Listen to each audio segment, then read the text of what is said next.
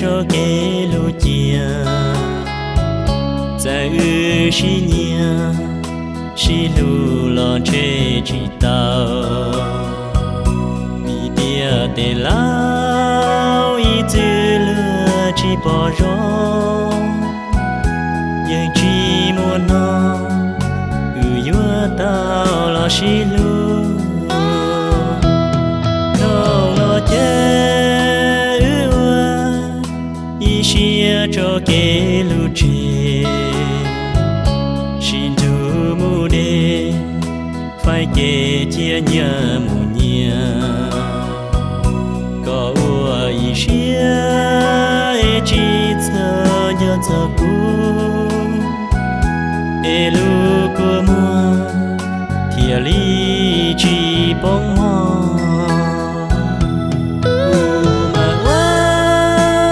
chia tiền lúa chỉ pu,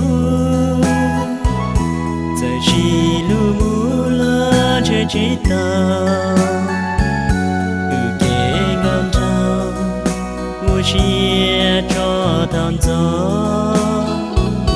e gió cho gió,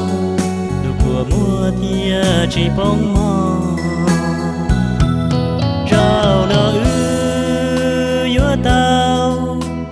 Chia cho kê lu chia có ua y chia chọn cho kê lu chọn cho cú thiệt cho kê lu cho kê lu ya ta lo kia ua lu chơi chua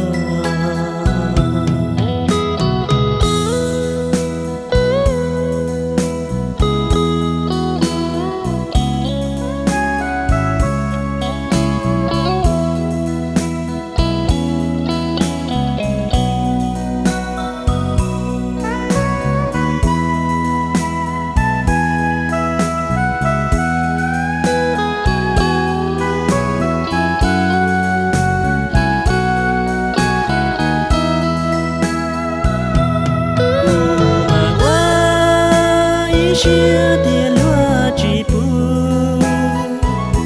giờ chỉ lu mu la chơi chỉ tao, kê ngâm trao, u chia cho thằng gió,